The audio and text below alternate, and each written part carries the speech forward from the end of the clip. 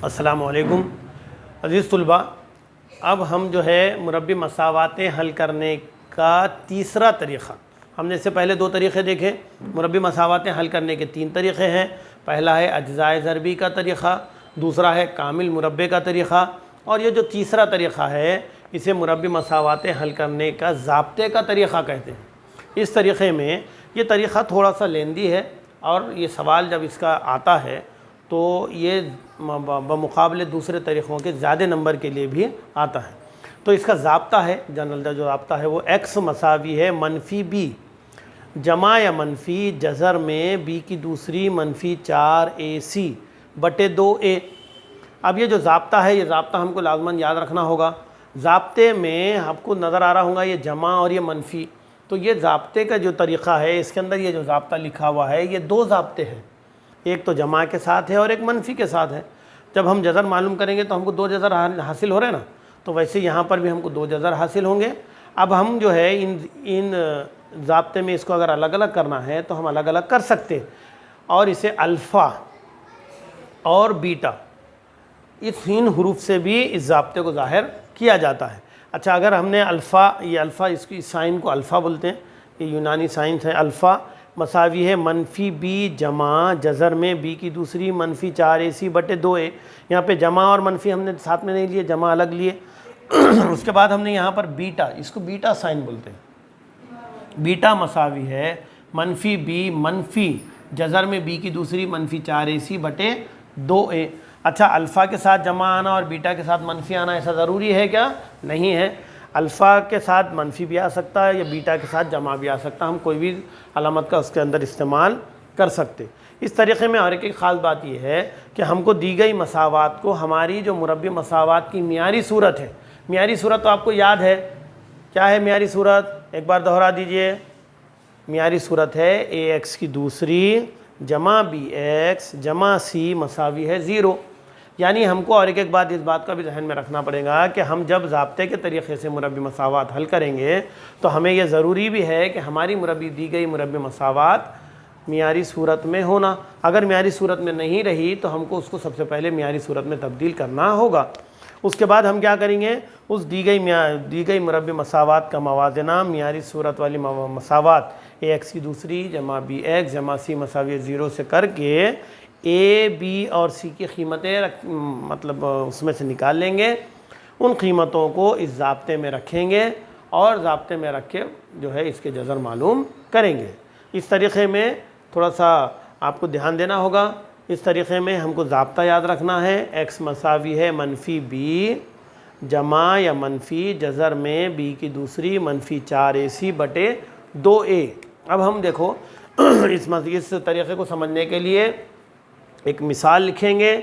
मिसाल है हमारे पास x की दूसरी मनफ़ी 2x, x की दूसरी मनफ़ी 2x मनफ़ी 3 मसावी है 0।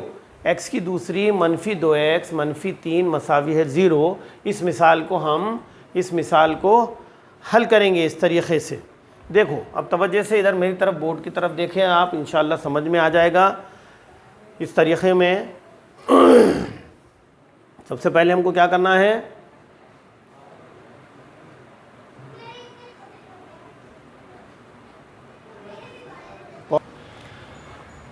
तो ये मिसाल हमने लिए। अब ये मिसाल में सबसे पहले हम क्या करेंगे, इस मसावात को x की दूसरी मनफ़ी 2x मनफ़ी 3 मसावी है 0 ये लिख लेंगे। इसके बाद मसावात का मवाजना ax की दूसरी जमा bx जमा c मसावी है 0 से करने पर। अब ये मसावात का मवाजना करके हम क्या हासिल कर रहे हैं, a की कीमत, b की कीमत और c की कीमत। अब यहाँ पर a की कीमत x की दूसरी के साथ अगर कोई अदद नहीं है तो वो क्या रहता, वहाँ पर 1 रहता, यानी 1 मसावी है 1, b मसावी है b जमा b के साथ यहाँ पर जो है उसकी जगह पर क्या है, यहाँ पर मनफ़ी के 2 और जमा c की जगह पर क्या है, मनफ़ी के 3। मनफ़ी की अलामत हम छोड़ना नहीं है, हमको मनफ़ी की अलामत उसके साथ में लेना है। अब हमारे पास a की कीमत आ गई 1, बी की कीमत आ गई मनफी के 2 और सी की कीमत आ गई मनफी के 3। इस ज़ाब्ते में हम डायरेक्ट ज़ाब्ता लिखकर भी पूरी कीमतें एक साथ रख सकते, तो भी हमको जो है आसानी से इसका हल मिल सकता। उसका एक छोटा सा और आसान तरीक़ा ये भी है कि अगर हमने बी की दूसरी मनफी 4 AC की कीमत पहले निकाल दिए, अब यहाँ पर हम इसी तरीक़े करेंगे, बी की दूसरी मनफी 4 AC की कीमत हम पहले मालूम करेंगे और ये आई हुई कीमत हम ज़ाब्ते में रखेंगे। अब बी की दूसरी यानी यहाँ पर मनफी के 2 की दूसरी मनफी 4 ज़रब ए की कीमत यहाँ पर हमारे पास कितनी है 1 ज़रब सी की कीमत कितनी है मनफी के 3। मनफी के किसी भी अदद का मुरब्बा जमा होता है, यानी मनफी के 2 की दूसरी या मनफी के 2 का मुरब्बा क्या हो जाएगा जमा के 4। उसके बाद मनफी के 4 ज़रब 1 मनफी के 4 एकन मनफी के 4, फिर मनफी और फिर ये मनफी मनफी मनफी जमा 4 तिया 12 लाइक जमा के 12 कितना होगा ये 4 जमा 12 16। अब हमको बी की दूसरी मनफी 4 AC की कीमत हमको यहाँ पर मालूम हो गई। अब हम लिखेंगे ज़ाब्ता x मसावी है मनफी बी जमा या मनफी जज़र में बी की दूसरी मनफी 4 AC बटे 2a। ये ज़ाब्ता लिख दिया हमने। अब इस ज़ाब्ते में हमको हासिल की हुई कीमतें हम इसके अंदर लिखेंगे। मनफी ये ज़ाब्ते का मनफी है पहले से जो मौजूद है, इत्तेफाक से हमारे पास बी की जो कीमत है फिर मनफी में है, तो हम यहाँ पर अगर मनफी आ गया डबल ऐसा कुछ आ गया तो हम उसको खौस में ले लेना ताकि कन्फ्यूजन नहीं होना। फिर उसके बाद जमा या मनफी जज़र में बी की दूसरी मनफी 4 AC की कीमत हमने पहले मालूम कर ली है, इस वजह से डायरेक्ट हम उसकी कीमत 16 जो है जज़र के अंदर लिख लेंगे बटे 2 ज़रब 1। ए की कीमत कितनी है हमारे पास 1 है। मनफी मनफी जमा 2 जमा या मनफी जज़र में 16 कामिल मुरब्बा है, किसका कामिल मुरब्बा है 4 का, यानी 16 का जज़र कितना है 4 है, तो हम इसको जज़र उड़ा देंगे और 16 की जगह क्या लिख लेंगे 4 बटे 2 एकन 2।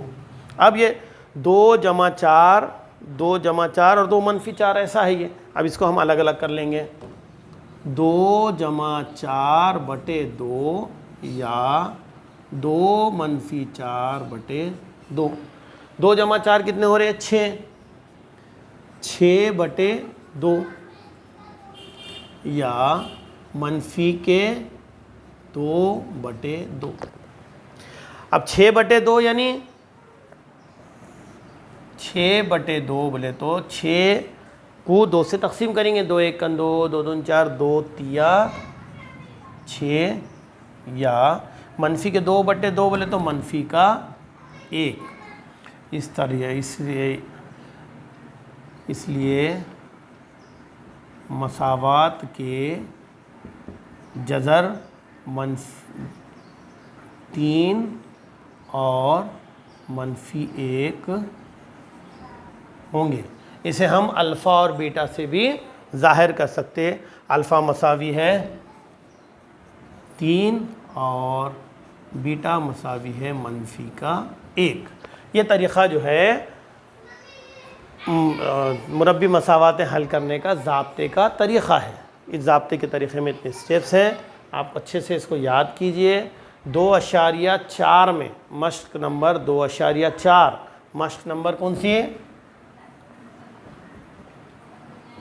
2.4 2.4 इसके अंदर इसके सवालात दिए हुए हैं। ये बहुत अहम तरीक़े हैं। इन तीनों तरीक़ों में से कम हर बार हर सवाल हर पेपर में 2 तरीक़ों पर सवालात पूछे गए हैं। आप तमाम इसकी अच्छे से प्रैक्टिस कीजिए और अगर कोई चीज़ समझ में नहीं आई तो आप मुझे भी कॉल कभी कर सकते, मैं इंशाल्लाह आपको उसकी पूरी रहनुमाई करने की कोशिश करूँगा। ठीक है, खुदा हाफिज़।